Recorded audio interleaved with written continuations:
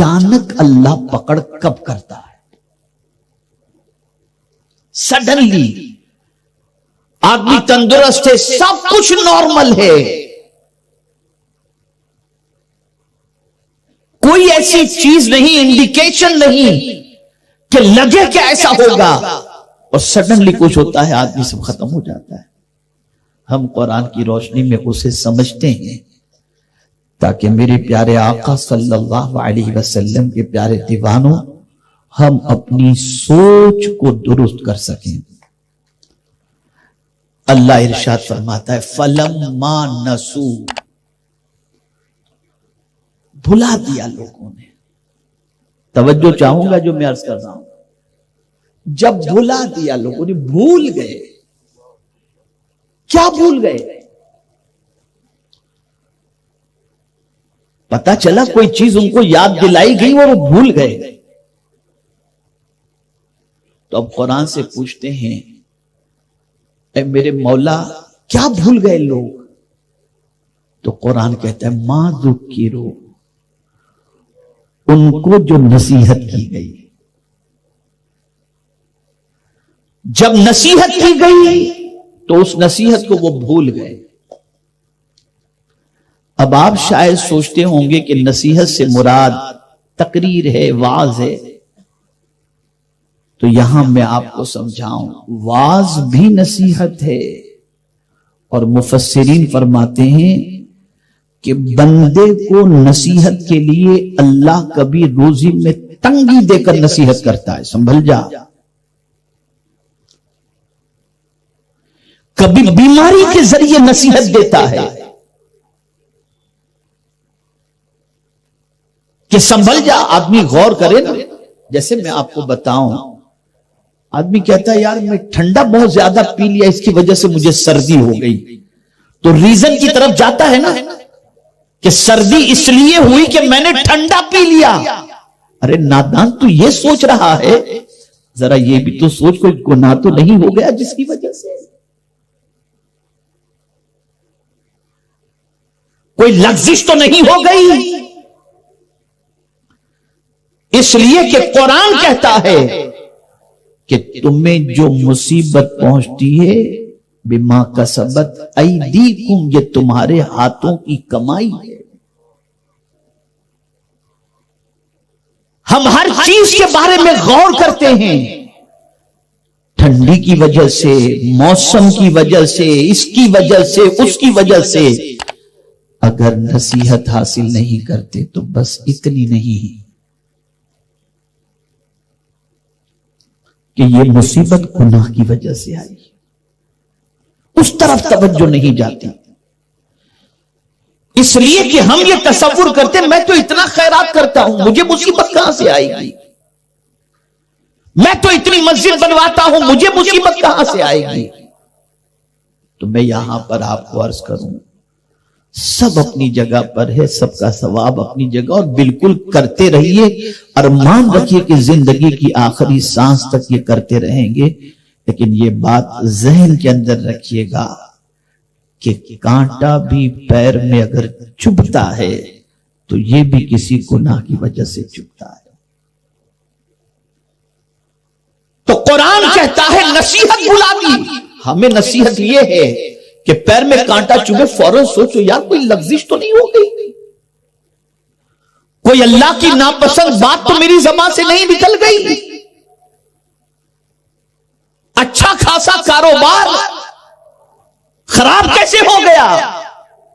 کہیں نماز قضا کرنے کی وجہ سے، گندی پکچریں دیکھنے کی وجہ سے، اس وجہ سے تو نہیں، ہم تو سیدھا جاتے کسی نے ہماری روزی باندھ دی، سیدھے ادھر چلے گئے، بابا ذرا دیکھو تو صحیح کسی نے جادو تو نہیں کر دیا؟ ارے خدا کے بندے، اگر اس نے کیا بھی ہے تو اس کو اپنی جگہ پر رکھو، لیکن تم یہ بھی تو دیکھو تم سے کوئی گناہ تو نہیں ہو گیا، تم سے کوئی لغزش تو نہیں ہو گئی؟ قدرت تمہاری روزی کو تنگ کر کے، تمہیں بیمار کر کے تمہیں نصیحت دے رہا ہے، لیکن تم اس کو نصیحت سمجھتے ہی نہیں۔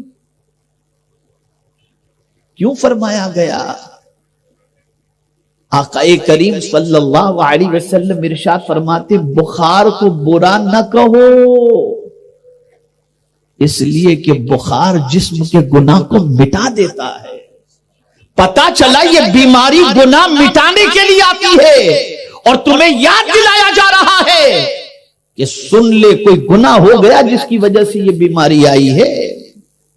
لیکن یہاں تو یہ کہتے ہیں موسم آ گیا، یہ ہو گیا، یہ ہو گیا، وہ ہو گیا، گناہ سے توجہ ہٹی تو قرآن کہتا ہے فَلَمَّا نَسُوا مَا ذُكِّرُوا،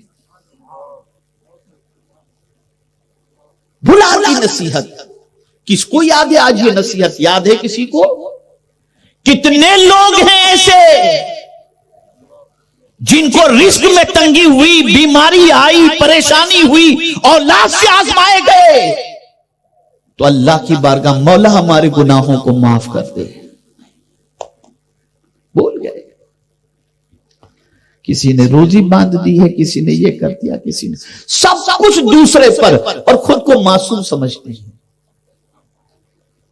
ایسا سمجھتے جیسے اس سے کوئی گناہ ہوا ہی نہیں، روز آب زمزم سے جیسے غسل کر کے آ رہا ہو۔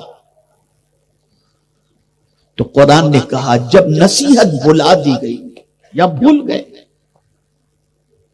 تو پہلے نصیحت کے طور پر توجہ چاہوں گا، وقت میرے پاس زیادہ نہیں کہ میں اس پر کئی اور آیتوں کو لے کر کے آپ کو سمجھا سکوں، لیکن ایک آیت کے ذریعے بھی اگر کچھ سمجھ میں آ جائے تو بہت بہتر ہے۔ بھلے میں آج تو کہتا ہوں کہ ذکر بھی مختصر اور دعا بھی مختصر ہو، لیکن سمجھ لو کچھ جتنا میں سمجھا سکتا ہوں، لے کر جاؤ۔ اللہ کی حکمت تو دیکھو، وہ تکلیف دے کر تمہیں نصیحت یاد دلاتا ہے، تمہیں نصیحت کرتا ہے کہ بندے ذرا اپنے گناہ کو یاد کر، سنبھل جا، ذرا سنبھل جا۔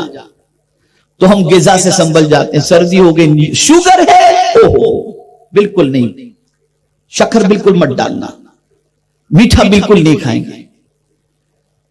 لیکن میں آپ سے پوچھتا ہوں کبھی اتنا گناہ سے پرہیز کیا آپ نے؟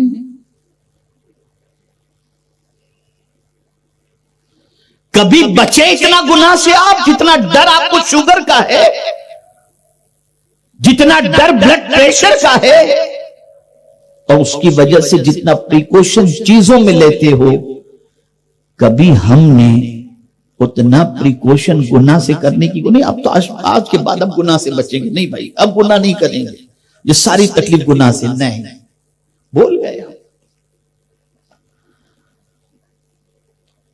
کورونا میں جب مسجد کے دروازے بند ہوئے، رونے لگے، پریشان ہوئے، اور کھلے تو آنے کے لیے تیار ہیں۔